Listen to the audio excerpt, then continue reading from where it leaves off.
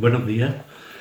En este nuevo capítulo de Leer para Vivir, os quiero presentar y de alguna manera también animaros a que leáis un libro que es un libro mítico en la literatura de ciencia ficción y que se titula Un mundo feliz. Un mundo feliz es un libro escrito por Aldous Huxley, un autor inglés que nació en el año 1984 y está considerado como uno de los escritores y sobre todo pensador más importantes del siglo XX.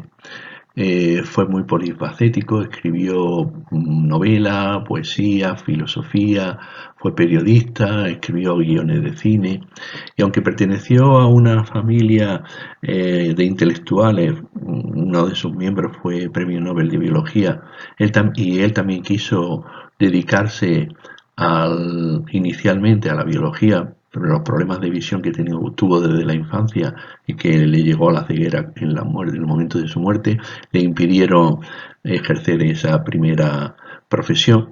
Se dedicó a la literatura, escribió más de 45 obras y era un hombre ingenioso, de pensamiento abierto, interesado por los temas de la ciencia, pero también los místicos, la parapsicología.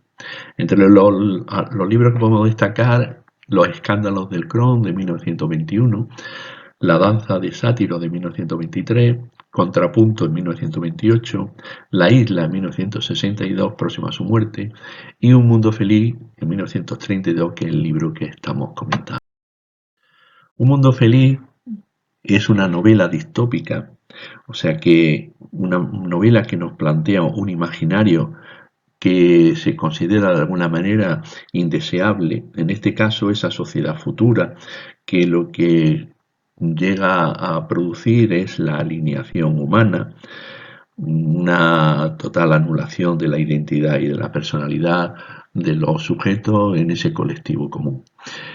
Fue escrita en 1932, como hemos comentado antes, y lo que plantea el futuro de un Londres en el año 2540, totalmente regulado y controlado por un Estado que se llama el Estado Mundial, que fabrica a los niños a través de procesos biológicos en probeta y luego son clonados y educados mediante el condicionamiento y clasificados por casta.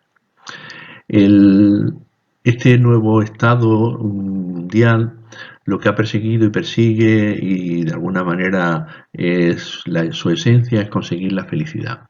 Esa felicidad radica en que cada uno sepa aceptar su puesto en ese engranaje, fomentando el consumo, la tecnología, a cambio ofrece vida saludable, libertad sexual, no existen guerras, no ha desaparecido prácticamente la pobreza. Y el contrapunto, la paradoja, está que a cambio de conseguir esa felicidad, los sujetos tienen que olvidarse o eliminar de sus vidas pues temas como la familia, la diversidad cultural, el arte, el avance de la ciencia, la literatura, la filosofía, el amor.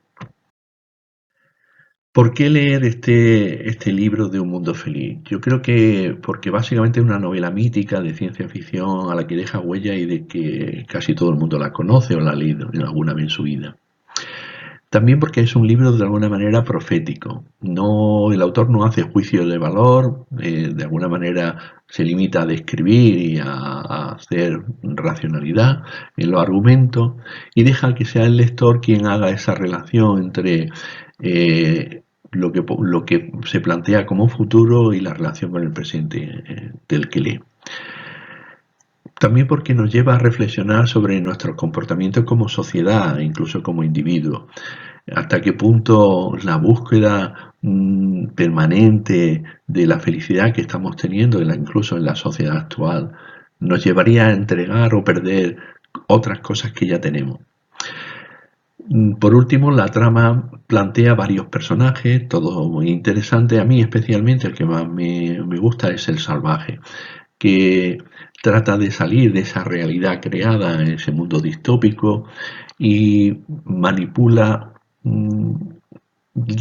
su presencia en ese mundo feliz, de forma que reacciona para salirse de él, conociendo o tratando de conocer la verdad de lo que hay detrás.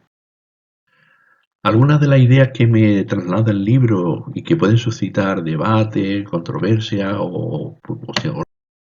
son la forma de gobernarnos. En el prólogo, que ya os he recomendado que lo leáis, en la página 15 dice: una dictadura perfecta tendría la apariencia de una democracia, pero sería básicamente una prisión sin muros en la que los presos ni siquiera soñarían con escapar. Sería esencialmente un sistema de esclavitud en el que, gracias al consumo y el entretenimiento, los esclavos amarían su servidumbre. Yo creo que esto tiene una enorme actualidad, sobre todo en la sociedad en la que estamos viendo como la política, los políticos, las ideologías son términos que han caído en total desprestigio, y ese vacío generado por la ausencia de ideología y de apuesta por la política está siendo rellenado por espacios como los populismos. ¿Hasta qué punto esos populismos no son un estado de transición, un paso intermedio para llegar a esta forma de gobierno? Otra idea que también a mí me resulta especialmente importante del libro es reflexionar sobre lo que nos hace humanos. En el capítulo 2 se plantea, especialmente en ese capítulo, que desde los 8 meses los niños son precondicionados durante el sueño mediante la repetición de mensajes específicos que lo hacen destinarlo a una u otra casta, desde los alfas hasta los epsilones. El proceso en el libro se llama la gimnopedia. Esto me lleva a retomar una idea que ya hemos comentado con otros libros del pedagogo brasileño Paulo Freire, que él establece que hay dos modelos de educación. La educación bancaria, que serviría para el adoctrinamiento, la manipulación, la alienación, y la educación liberadora, que emancipa, empodera a los sujetos. Yo creo que en nuestra sociedad actual parece que hay un cierto consenso de que la educación es importante. A veces se hacen debates sobre esto, pero la verdadera cuestión, la verdadera pregunta no es que la educación sea importante, sino para qué utilizamos esa educación. ¿Es realmente para convertirnos en seres más humanos y empoderados? La tercera idea que también me parece interesante y que suscita reflexión en el libro es esa identificación que tenemos del futuro con la ciencia y la tecnología. En el libro se plantea que la ciencia y la tecnología utilizada por el Estado mundial lleva a someter a los sujetos y los jerarquiza a través de la industria, ya que los reproduce como una industria en probeta, de forma psicológica, porque con ese método de la hipnopedia, de la educación en el sueño, del conductismo, lo clasifica en castas y lo educa en ese contexto, y farmacéutica porque de alguna manera los tranquiliza con el soma y el uso de las drogas que incluso son fomentadas por el propio Estado mundial. La cuestión que suscita es, para esto es para lo que debe servir la ciencia y la tecnología, para consolidar las estructuras de poder y de gobierno, o realmente debe estar al servicio del ser humano.